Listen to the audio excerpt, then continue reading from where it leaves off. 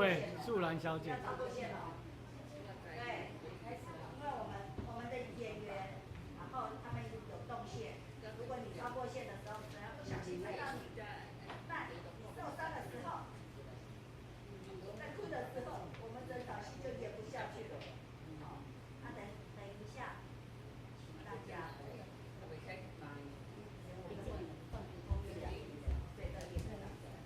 然后欢迎二哥偶戏团，然后这里放包包，不让人家坐。对啦。怪兽山坏蛋山要搬家，好，请大家掌声。小朋友，赶快，开始演戏了。不要拿，到这里，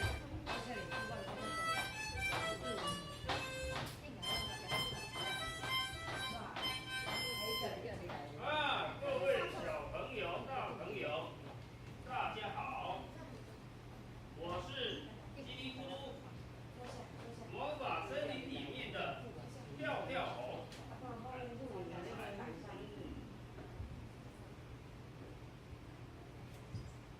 很高兴在这边要跟各位讲一个故事，是有关于在嘰哩咕噜魔法森林里面的一座魔奇山，山下住着一只小仓鼠，叫做阿吉。阿吉的房子在这边，前有小河，后有魔奇山，一年四季冬暖夏凉，过得很舒服。就算偶尔有下雨，不管是大雨小雨，他只要躲在他的房子里面，都可以安然无恙。可是呢，有一天突然下起了大雷雨，他本来想说躲在房子里面就好了，没有想到山上突然传出了咕隆咕隆咕隆咕隆的大声响，他吓了一跳。他往山上一看，原来山上的大石头、小石头全部往山下滚下来了。这些大石头、小石头把他的房子砸得坑坑又巴巴，而且更不得了的是，伴随着大石头、小石头的是那些土石流啊，把他的家当全部都给弄得乱七八糟。这时候，小仓鼠他很沮丧，因为从那一天开始，他的房子只要外面下着大雨，他的房子就下着大雨；外面下着小雨，他的房子也跟着下着小雨。小仓鼠于是就把魔奇山改为坏蛋山，他希望坏蛋山赶快搬家，赶快搬走啊！这个什么魔奇山啊，根本就是坏蛋山，竟然丢石头砸坏我家屋顶。外面下雨的时候，外面下大雨小雨，我屋顶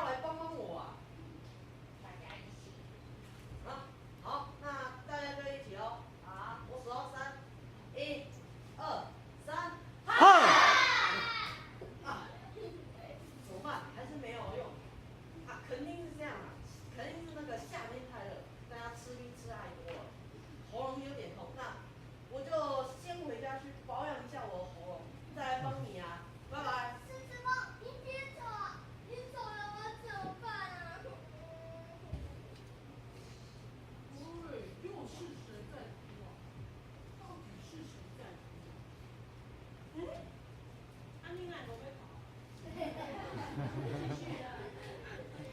呀，阿吉，为什么你又在哭啊？发生了什么事啊？坏蛋山丢石头砸坏我家，屋顶现在坑坑又高吗？大雨小雨无米一体，好雨来了只能躲在朋友家。可恶的坏蛋山为什么不搬家？哦，原来是什么啊？原来是坏蛋山把他家的屋顶给砸坏了，难怪你希望坏蛋山要搬家。